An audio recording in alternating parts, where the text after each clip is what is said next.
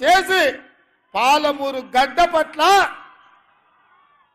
Congress party విశ్వాసాన్ని, నమ్మకాన్ని, ప్రేమను పంచిందని చెప్పి నేను ఈ గడ్డ మీద నుంచి చెప్తున్నా.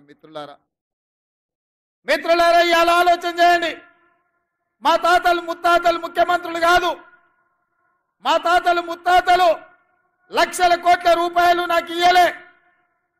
మా తాతలు ముత్తాతలు లేకపోతే నేను మా అయ్య పేరు చెప్పుకొని ఈ కుర్చీలో కూర్చోలే.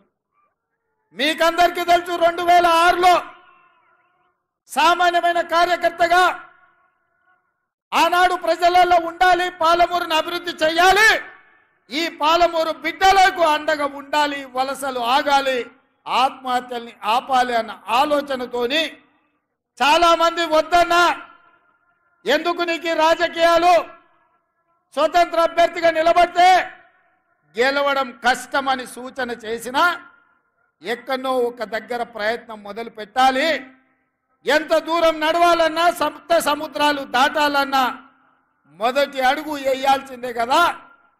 అందుకే ఈరోజు నేను మొదటి అడుగేస్తున్నాను. 2006 జూన్లో మీ మీద ఉన్న నమ్మకంతో, జిల్లా మీద ఉన్న ప్రేమతోని మిడ్చిల్ మండలంలో జడ్పీటీసీగా స్వతంత్ర అభ్యర్థిగా నిలబడితే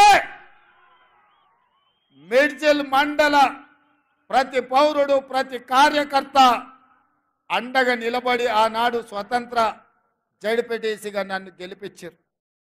నేను ఆయనలోనే చెప్పిన, చివరి రక్తం బొట్టు వరకు, ఆఖరి శ్వాస వరకు ఈ జిల్లా అభివృద్ధి కోసం, ఈ జిల్లా నిరుద్యోగ విద్యార్థి యువకుల అభ్యున్నతి కోసం నేను కష్టపడతా అని ఆ రోజు చెప్పిన.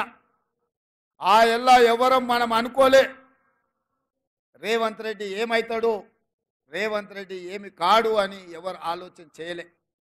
కానీ ఒక మంచి లక్ష్యంతో మొదలుపెట్టింది కాబట్టి మన బిడ్డ కష్టపడుతున్నప్పుడు మనం అండగా నిలబడాలి అని మిడ్జిల్ మండలం అంతా ఏకమై నన్ను జడ్పీటీసీగా మీరు గెలిపించారు, ఆశీర్వదించారు. మళ్ళీ 2007 జూన్లో శాసన మండలి సభ్యుడిగా మీ దగ్గరకు వస్తే ఎంపీటీసీలు, కౌన్సిలర్లు, జడ్పీటీసీలు ఆయల్ల మీరందరూ అండగా నిలబడి శాసన మండలి సభ్యుడిగా 2007లో మీరు గెలిపించారు, మీరు నిలబెట్టిండ్రు. మళ్ళీ 2009 జూన్లో కొడంగల్ ఎక్కడుంటుందో నాకు తెలీదు. ఆనాడు పార్టీ పిలిచి బీఫామ్ రాత్రి 4 గంటలకు చేతిలో పెడితే దారెత్తుకుంటూ అక్కడికి వెళ్తే 14 రోజుల్లో 7,000 మెజార్టీతోని కొడంగల్ బిడ్డలు నన్ను ఆశీర్వదించి ఈ మొక్కను పెంచిండ్రు. 2014లో మళ్ళీ గెలిపించిండ్రు.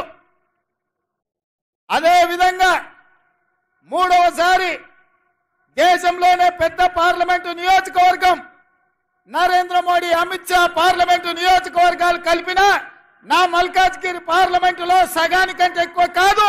అట్లాంటి మల్కాజ్గిరిలో మీరందరూ మళ్ళా కష్టపడి పార్లమెంట్ సభ్యుడిగా గెలిపించారు. ఆ ఊపుతోని, ఆ బలంతోని సోనియమ్మ ఆనాడు కాంగ్రెస్ పార్టీ అధ్యక్షుడిగా నన్ను నియమించింది. నేను ఒక్క మాట చెప్పదలుచుకున్న మిత్రులారా, ఇవాళ ఈ తెలంగాణ రాష్ట్రానికి ముఖ్యమంత్రిగా మీ ముందు నిలబడి నిటారుగా ఎవరితోనైనా కొట్లాడడానికి నాకు ఈ ధైర్యం ఉంది అంటే, ఈ ఆత్మవిశ్వాసం ఉందంటే, ఈ పాలమూరు బిడ్డలు నన్ను గుండెల్లో పెట్టి చూసుకున్నారు, నన్ను భుజాల మీద మోసిండ్రు. గల్లీ నుంచి ఢిల్లీ వరకు మేమున్నాం, నువ్వు కొట్లాడు.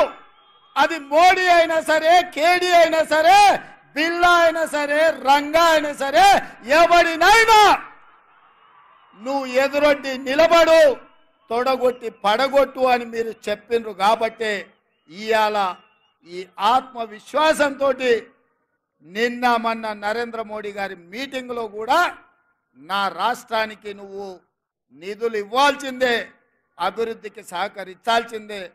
నువ్వు గుజరాత్కు బుల్లెట్ ట్రైన్ వేసుకున్నా, సబర్మతి రివర్ ఫ్రంట్ కట్టుకున్నా, గిఫ్ట్ సిటీ కట్టుకున్నా, నా పాలమూరుకో, నా తెలంగాణకు నాకు ఎందుకు ఇవ్వవు అని చెప్పి సభాముఖంగా ఆయన ఎదురుగానే తుమ్మిడేటి కట్టుకోవడానికి మాకు అనుమతులు ఇప్పించాలి, మెట్రో రైలు నిర్మించుకోవడానికి నువ్వు నిధులు విడుదల చేయాలి, మూసి రివర్ డెవలప్మెంట్కు నువ్వు సహకరించాలి.